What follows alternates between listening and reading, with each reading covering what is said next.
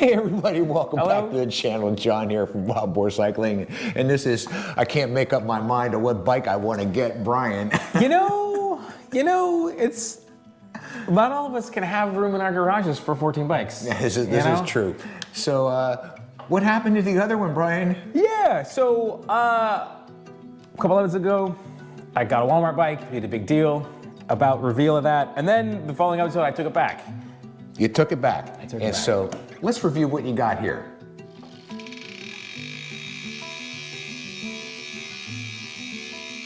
Well, Brian, I see you've come over to the Trek side of the family. Apparently, I mean, my two kids' bikes are both Treks, so might as well have at least one Trek of mine to match theirs. What do you got here? This is a Trek Marlin 6. Not entirely sure what year it is. Hardtail. It's a hardtail. It's within the last 3 years of Marlin, so it's probably a 2020 or 2021. I picked this up used on Facebook Marketplace. I did spend a lot of time trying to figure out what I wanted, and I went with this bike, specifically this bike, for a bunch of reasons. And as we were talking about with the Walmart bike, it's all about upgradability. And a lot of this stuff, a lot of these upgrades have already been done. I'm pretty sure the Marlin 6 this year came out with a 2x8. This has a 1x10 on it. I believe this bike stock came with Tektro hydraulic brakes, and this has been upgraded with Shimano Dior hydraulic brakes. So there's already some upgrades here. Well, Brian, let's take a closer look at that. Let's run through the bike from front to back and tell us about those things that you were particularly attracted to. Yeah. How about that? Okay, Brian, so walk us through this. What really attracted you to this particular bike, other than it's in primo, pristine condition? This is, this was like a teenager's bike previously, which I would expect those to be ridden pretty hard, but this is in really good shape. The thing that really stuck out to me was the price, basically. Marlin is kind of the lower hardtail Trek makes. They also make a Roscoe, and I was really this close to getting a Roscoe. And then I made a realization, and it has to do with a head tube. So we talked a lot about upgrading bikes. It was all about tapered head tube, and this is not a tapered head tube. Because I realized, because I'm me, if I'm gonna upgrade anything major on this bike, it's gonna be the frame. So I do have plans for 2024 to weld up a steel hardtail frame and migrate this bike to that frame. So realistically, paying extra money for a Roscoe higher end frame, why would I do that? I'm gonna upgrade the frame anyway. Well, you're gonna ride this in the meantime and just show us what we got here. And I'm gonna ride this really cool. bunch. This has got 650B, otherwise known as 27.5-inch wheels.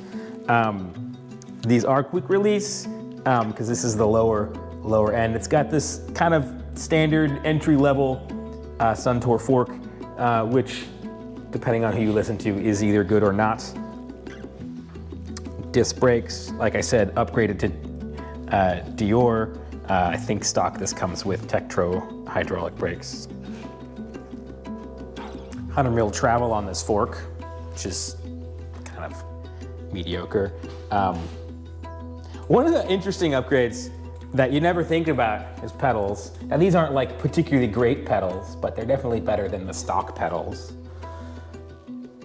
I was thinking I'd have to upgrade pedals right away anyway, but I could probably live with these for a while. Hey Brian, talk to us about the drivetrain here. This is a really cool one. This is a 1x10. Yeah, this is 1x10. I think it's Dior, the 4000 series, which is kind of the lower end of the Dior, but that's still kind of mid-tier for mountain bike drivetrain. I am seeing, I'm gonna have to clean this whole thing up and wax that chain. Yeah, you're going to do what to that chain? I'm gonna wax that chain.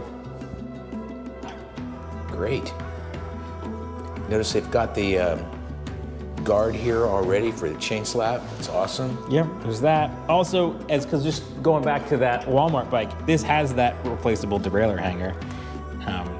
Right. A lot of improvements over the big box store bicycle that you. Another reason that I was thinking more about this frame versus the Roscoe is the Roscoe doesn't have mounts for racks. And there's like a slim chance I might try bike packing at some point in time, and having mounting points for stuff might be better than not. I do also notice, Brian, that that there are holes in the frame here, so you could actually put in a dropper seat post. This is set up to route a dropper seat post. You got to go through here. You got to pull the bottom bracket out to get the cable up in there, which is a little more work than the externally routed, but it's still possible. And what's the make of this? Is an aluminum frame? It's aluminum frame. It's their alpha, whatever. Alpha aluminum. Those welds are really beautiful, though. Better than I can do. Wow.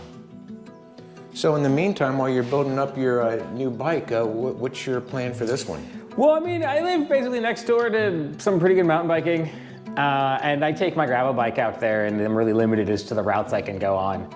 And so I'm hoping to put some dirt miles on this and, actually do some mountain biking, because I haven't done that since mountain bikes had started having forks, like suspension forks on them. So we'll see how that works out. Well, Brian, I'm super impressed with this ride. I'm a Trek fan.